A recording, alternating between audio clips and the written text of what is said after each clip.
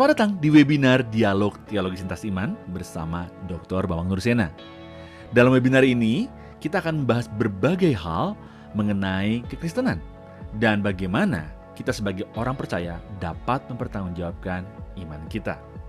Berikut adalah cuplikan-cuplikan video dari pertanyaan-pertanyaan yang diajukan oleh para peserta webinar yang dilakukan setiap 2 minggu sekali pada hari Kamis jam 7 malam.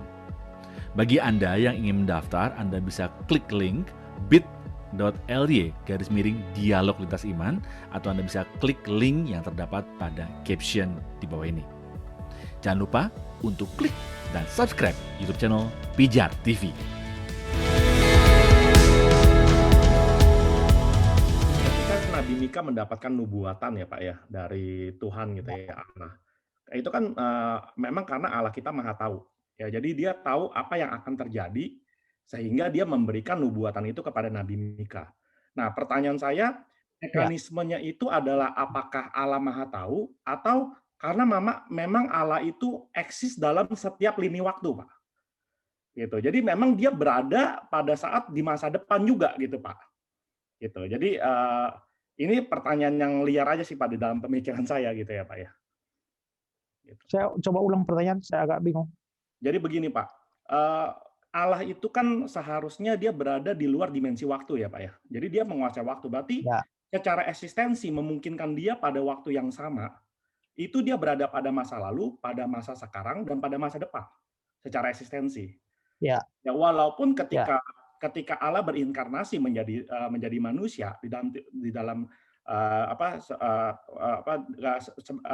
inkarnasi sebagai manusia, Tuhan Yesus berarti berada di dalam lini waktunya manusia, Pak. Gitu.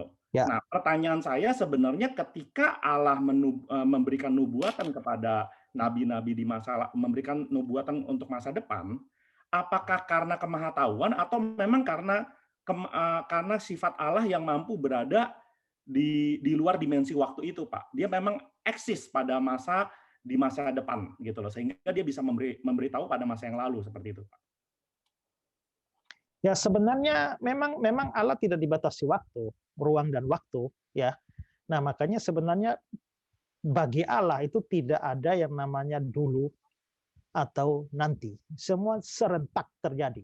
Itu memang sesuatu pengetahuan yang agak tinggi melampaui pikiran kita, karena kita mengenal dulu, sekarang, nanti, kemarin, hari ini, besok. Tapi karena Allah tidak mengenal dan tidak dikurung oleh waktu, segala sesuatu itu menjadi sekarang bagi Allah.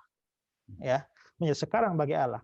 Nah, kalau kita melihat bahwa dari sudut pandang Allah, sebenarnya karena itu terjadi serentak dan dia berdaulat atas sejarah, maka sebenarnya itu adalah penetapan dia, kedaulatan dia untuk menetapkan.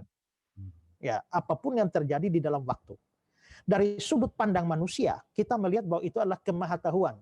Oh, karena dia tahu bahwa Yesus akan lahir di Bethlehem, maka dia beritahu lebih dulu kepada nabi-nabi. Karena dia tahu.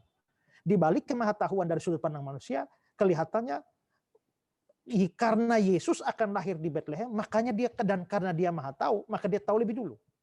Tapi sebenarnya dari sudut pandang ketidakterbatasan dia dalam sejarah, sebenarnya bukan karena dia tahu bahwa Yesus lahir di Bethlehem, dia sendiri menetapkan bahwa Yesus lahir di Bethlehem.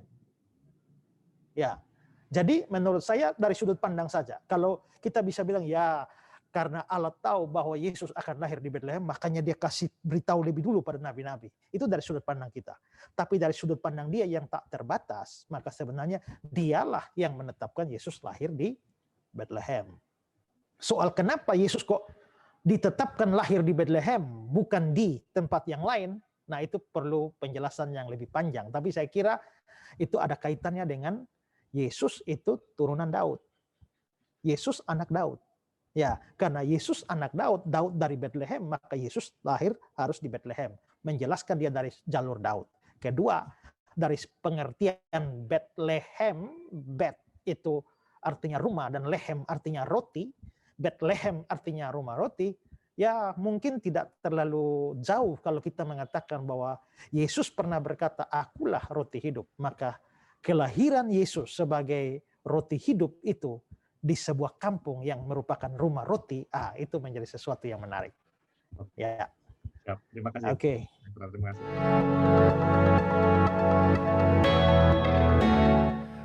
Terima kasih Anda sudah menyaksikan cuplikan dialog teologis lintas iman bersama Dr. Bambang Nursena. Jangan lupa segera daftarkan diri Anda dengan klik link bit.ly/dialog lintas iman, atau Anda bisa klik pada link yang ada di caption saat ini juga. So, informasi selengkapnya ada pada image di akhir video ini.